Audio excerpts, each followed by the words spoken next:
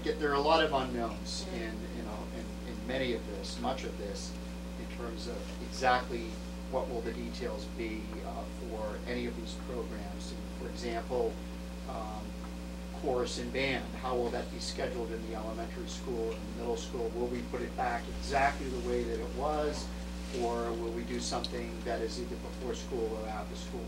I think those kinds of questions are going to occupy a lot of the thinking as we go forward in the spring. I guess the question, I had the same question. If we get the override passed and they hire that PE teacher, at what point will the kids be allowed to then, because we're not taking the stress off the electives by not, in other words, last year the kids signed up for PE, and then over the summer it was a mad scramble, basically telling those kids, you don't have PE, you gotta pick something else, correct? But if they don't sign up now and we get the PE, how are we going to get them signed up and not end up with electives that end up with 5 kids because everybody then leaves an elective and goes to PE? I know you, I think it's important that, you know. There's got to be a way to survey them now, because things aren't due until the end of the week. Survey them now. How many of those juniors and seniors would opt for that elective? Because right now they're choosing a different one that they might get assigned to. Right. Wouldn't it make more sense to survey them on May 7th? Well, if you want to hold off course selection until then. They don't have to hold off course selection. They can make changes in there. Can they make changes after? I mean, how easy is it to make changes after there? I mean, I know it's not an easy situation here, but how easy is it if we get that PE teacher for the kids then to say, okay, now can I take that PE course? I think the way that I would answer that is that we know right now under the available funds budget that we have a certain amount of money, and we're going to try to use that to put some programs back in place. Where it says restoring, for example, at priority 2, the fine arts, it may not, I just need to caution everyone, it may not be restored exactly the way that it was done in the past. So it's hard to say right now exactly. But this is different, because you might restore band and chorus in a different way, but this PE course, it's not there at all. So I know we want to have flexibility to bring back programs in a different form, but how would this one be brought back?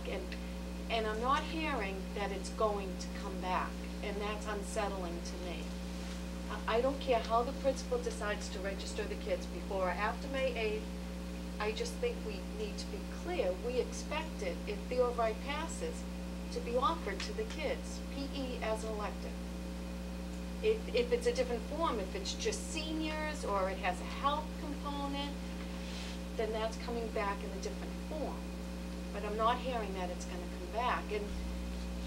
And that's unsettling as a parent. I think it would be unsettling to 150 students, but we also spelt it out on that pyramid chart. So we can't back off from it now. So.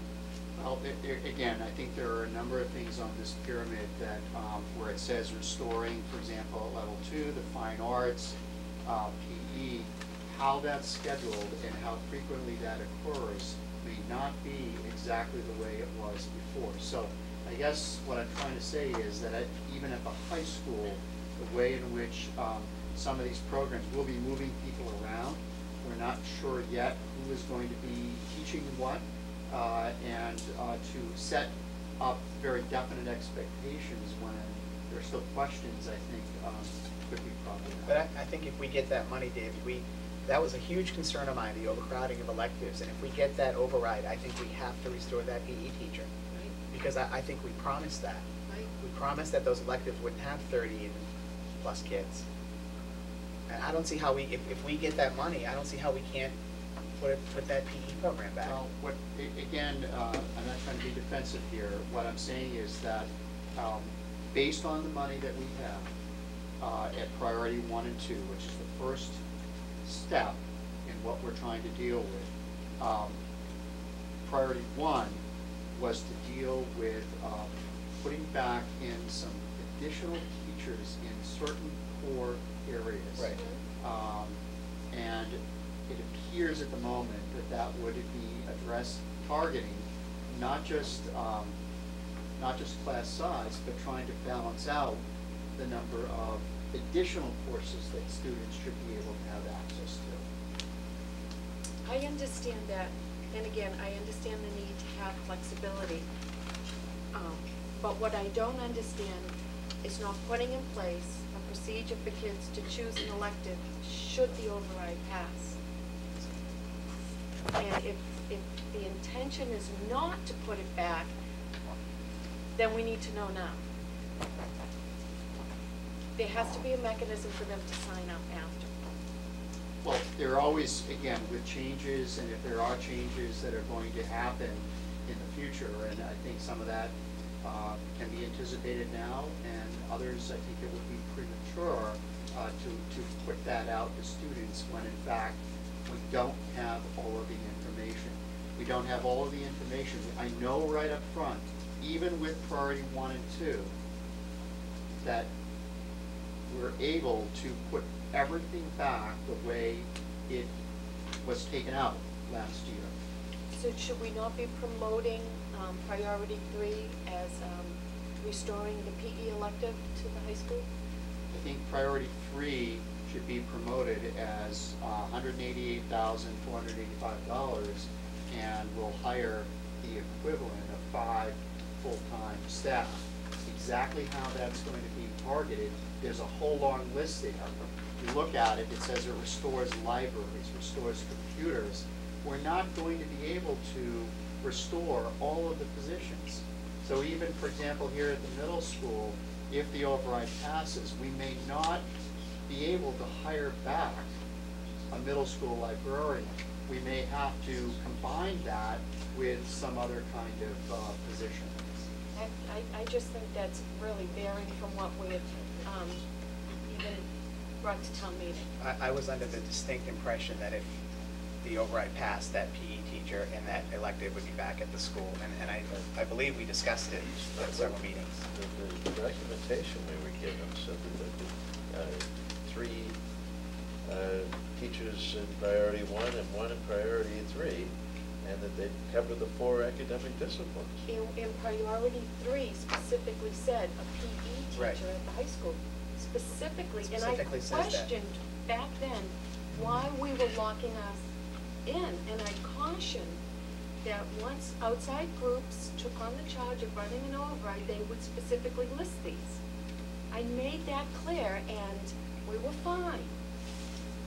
And now, things, I don't know, it's unsettling. I'm gonna go on record as saying that I am supporting priority 3 and the restoration of the PE as an elective program. And if it takes on a different shape, so be it. If we can only offer it to seniors, or we cap the participation, or we make it a health PE class, I understand that. Just like I understand band and chorus might be a user fee program after school. I understand that our funds have to carry us for multiple years because we can't request an override every year. But PE as an elective should come back in some form to the high school if priority 3 passes.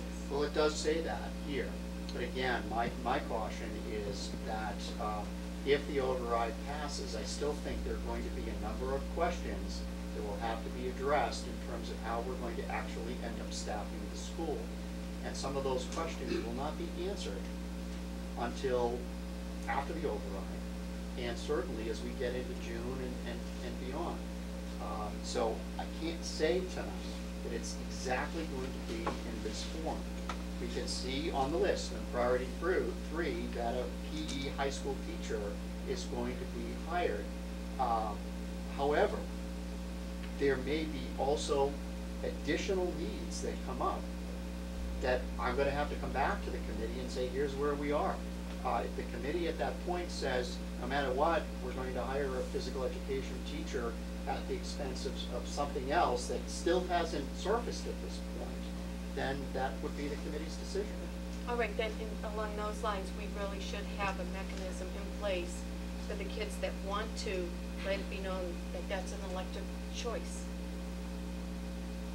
Not officially choosing a course, but they have to choose A, and my son would like one of his electives to be PE, and there's nowhere on there for him to select it, because the program of studies, rightfully so, was put together early.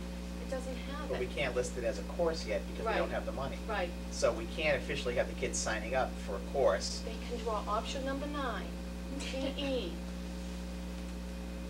I guess I would, I understand what you're saying, David. I just think we did, you know, we made that commitment, and I know there are other things could come up, and I guess the committee's gonna have to make,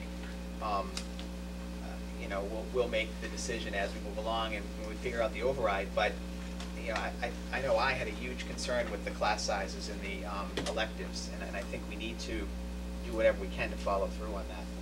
Any other comments? Chief? No? I think until we know whether the override is approved, I think it's very hard to pin these things down. And I think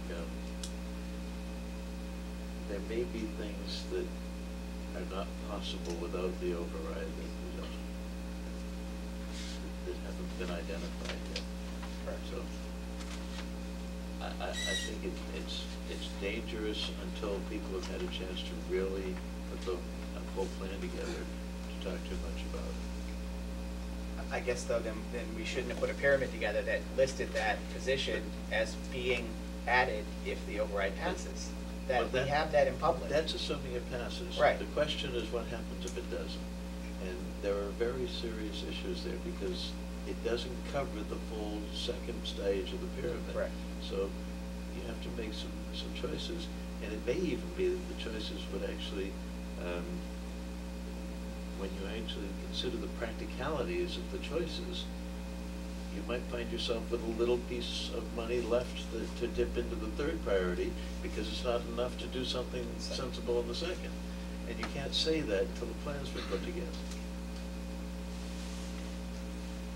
Any other comments?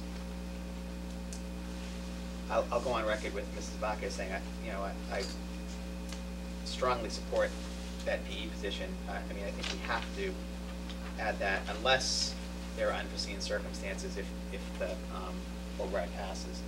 And I guess that it'll be up to John to develop a plan if we do get the override, how we're gonna get those kids in those courses. Mr. Bowers, you want any quick comment? Yes, I believe that you have sold the Phase 3, Priority 3 to the town in a certain way. Mrs. Vaca is right on. And if you don't do that, you not only won't get this override, you won't get any other override ever. Yes, but Because you're violating what the people have been sold and what they've been programmed for. this committee, especially Mrs. Vaca, especially at the budget forum, cautioned the voters not to try to nail us down to particular positions because of what happens over the summer, because of, the course choices that the seniors make, because of, sped students moving in, we might have to move some money over to somewhere else, but it was demanded from us over and over to tell us what you're gonna use the money for. And we gave them what we felt were the most likely With all due things. respect, I'm one of those people out there. I'm not over there yet. I will be soon. Yeah. About right after the vote is made. So we'll know about that. But I can tell you what I've heard, and what I've been sold on is that when we get 3 in the override, that we get all of these things as Mrs. Vaca said. And I agree. I think barring unforeseen circumstances, I think that's what we should do, and we as a committee will decide that. I mean, if there are no unforeseen circumstances, then we should be putting into place, people asked if we didn't want to put out that pyramid, we shouldn't have put it out. That's my opinion, that's all. Mel, assuming the override passes, at that point in time, the courses that are established, then I'm sure there's gonna be a mechanism in place for people to sign Right. up on. So why are we Well, spending an hour on it now, if in fact, Because we're not so sure that's. I'm the giving plan.